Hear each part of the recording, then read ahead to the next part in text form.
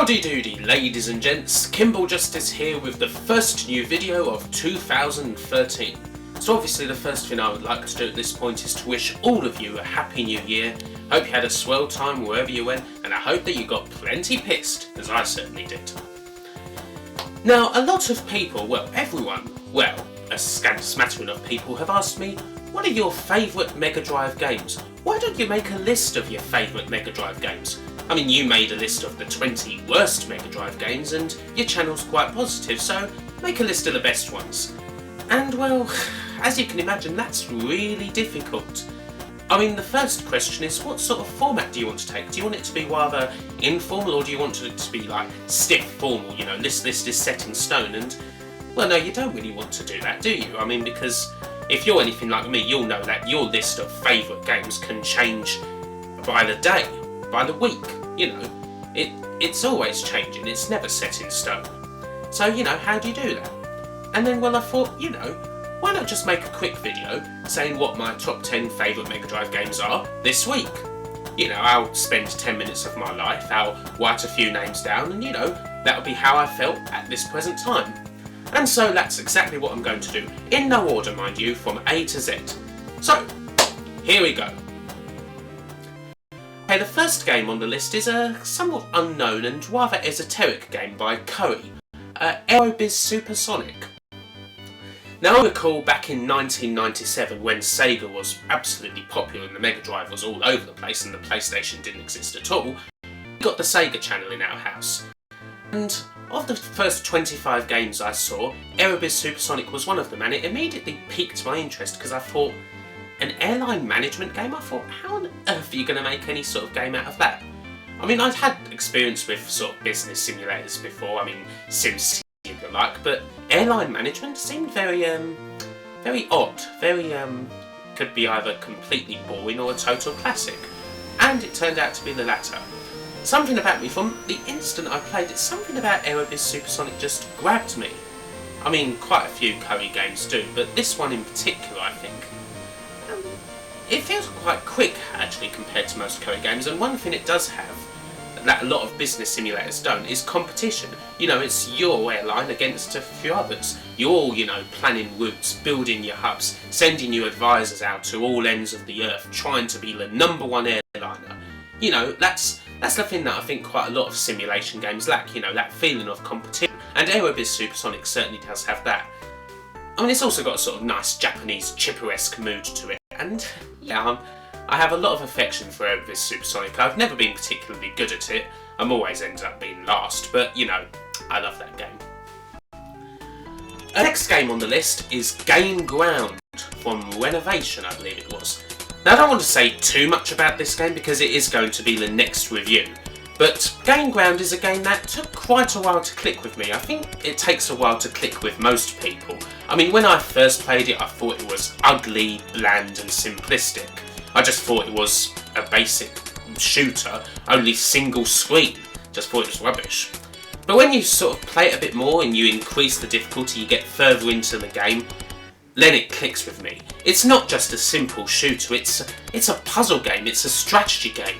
You really have to figure your way through these levels. They can be a real tough challenge. And I don't think there's anything quite like Game Ground. I love the concept, I love it, the way it mixes and matches gameplay. It's a very deep game. Unsuspectedly deep. That's not the right word, but you know what I mean.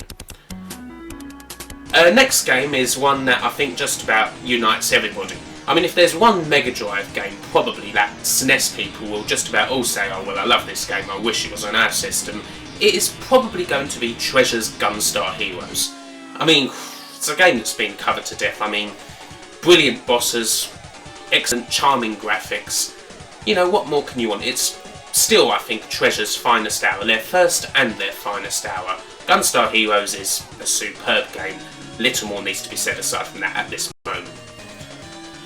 And fourth on the list is another Koei game, as it happens, and this time a much bigger one, much more in line with what they do. Romance of the Three Kingdoms 3.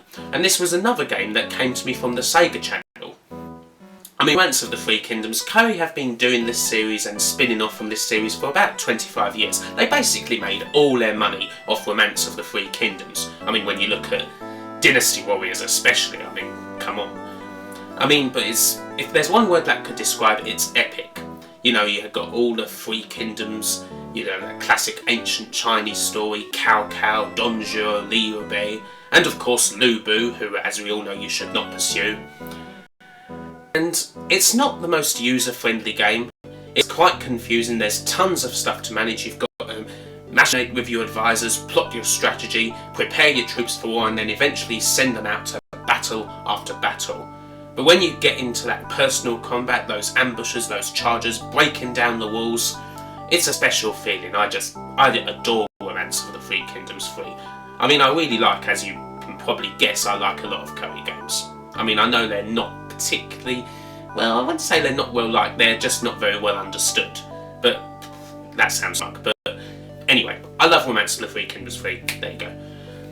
Next up, another game from the Sega channel. I really love. 1997 was a great year. And this game, as it goes, if I had to pick one game, just one game to cover and say, why, that's my favourite, it's always going to be Shadowrun. Now, we'd experienced it when it came out in the UK, it never came out of here, but played it on the Sega channel in 1997. It's my all-time favourite RPG. It's not so much just for the story, although I think it's a pretty good story. Probably not as good, I guess, as the story in the SNES version, but the main thing I love about Shadowrun is how it gets the mood of the actual RPG. You know, you can go about and pretty much do whatever you want. You can go on your own quests. You know, you can get your ones from Mr. Johnson, some daring corporate ones where you have to acquire packages or grab an employee. And then, but perhaps the best part of the game though, is the cyber combat. I mean, you get into the cyber combat in Shadowrun, you know, levelling up your deck, going against all the programs, making your ways through systems with your persona, trying to get important files. I mean, that's like a fully fledged game within another fully fledged game. I just think Shadowrun has the mood, has a good story, like I said, but it captures the game perfectly. And it is probably my favourite game on the Mega Drive. Definitely going to do a full review of it at some point. Another action game next up on the list, Shinobi 3.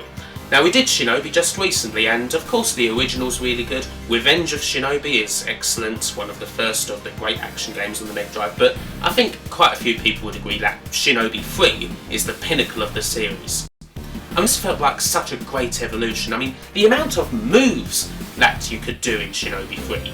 I mean, it used to be that, you know, you could just, you know, throw your shurikens, you'd have the close range attacks. Now you can dash and do dashing attacks, you can block, you can use all your magic, you can do drop kicks, double jumps, and it's all very, very useful. I mean, when I did the SNES videos and did Hagani, again, that's compared quite a lot to Shinobi 3. Perhaps the thing that didn't have, that Shinobi 3 had, is that a lot of the moves in that game felt, you know, inconsequential. They felt needless. Whereas Shinobi 3 is just a flawless package gameplay-wise. So much variation, just the right amount. There is so much variation in the set pieces. I mean, it even makes a good stage out of a couple of, you know, what are basically minecart on whale stages. It's just, Shinobi 3 is just about perfect. I would say it's the second best action game on the system. We'll be getting to the best in a bit. Okay, and obviously we cannot have a list of 10 favourite Mega Drive games without a Sonic game. Most people, I reckon, would probably pick Sonic 3 and Knuckles. It's the longest, it's the most varied in gameplay, it's the prettiest, I mean it's still a great looker even today. But my pick is actually Sonic 2. I just think Sonic 2 is that little bit tighter. Sonic 3 and Knuckles, while a great experience, you know, a couple of those zones really drag. I mean, Carnival Night in Sonic 3 and Marble Garden for that matter, Sonic and Knuckles, Sandopolis, and Sonic 2 doesn't really have that. I mean, there are a couple of lesser zones like Hilltop? There are a couple of lesser zones like Hilltop, but they don't outstay their welcome, you know. You beat them and then you move on. And then you get to stages like Chemical Plant, Casino Night. I mean, Casino Night. I mean, you could spend like about 20 odd minutes just screwing around in there in the frickin' slot machines. So much to do. So much variation in that stage alone. And Sonic 2, I just think, I mean, it was the first real Sonic game that I loved. I mean, well, I really liked Sonic 1, but Sonic 2, that's the one that holds the best memories anyway, and that's why I picked it. Next up, Streets of Rage 2, my favourite beat-em-up of all time. In fact, I would say it's the greatest beat-em-up of all time. I mean, the thing with beat-em-ups, I mean, it takes quite a bit for me to like them. They really have to strike a mood, and that's what Streets of Rage 2 does better than any other. I mean, I think the whole series is great. I like 1, I like 3, even though quite a few people don't. But 2, I mean, just the graphics, and above all, above everything else, the music. I mean, you take a lot of chiptune music and it kind of exists in its own vacuum. You know, it's appreciated a lot by computer game fans, obviously, but, you know, a lot of sort of your average everyday people wouldn't really get chiptune music. They'd be like, what the hell is this, you know? And there's nothing wrong with that. But Streets of Rage 2 soundtrack just feels so current. It still feels current, even though it was made in 1992. I mean, a lot of those songs still get played in clubs today, still get remixed. They're still brilliant dance songs, classics, timeless. You know, Streets of Rage 2 can be appreciated by just about everybody. What a game. What a game. Next up is another one that I did a video for, and obviously we could not have this list without Strider. Strider is about half an hour or so of what I consider to be perfection. Set piece after set piece, running down the hill, the lights flickering on and off, the anti-gravity section, the fight against the core of the spaceship, the final fight with Mayo. So much action, so fast-paced, the definitive action title. And like I said in my review, the thing with Strider back then is that you did everything in those days. You did all of the stunts. There were no cutscenes. You had to do it all. And that's why I absolutely adore Strider, one of the 5 or so greatest games ever. And last up on... Someone just took a big shit. And last up on the list, World of Illusion. Again, people would probably say Castle of Illusion. I mean, that came first and is widely regarded as a classic, but again, World of Illusion has the best memories. Mainly this is on the list just because I think it's beautiful. I mean, you get nice variation, be it whether you pick Mickey or Donald, or 2-player indeed, which, you know, helps a lot with the replayability, but in the main it's just a gorgeous game. It's not the hardest platformer, but, you know, I can just kick back, put on World of Illusion, pick up the control pad and just relax, and just my eyes go nicely, swarm at all the graphics, if you know what I mean. Lovely game. Someone just took another big shit. Okay, and with that shit out of the way, it's time to end this video. Those are my 10 favourite Mega Drive games this week. Next week, they could all change.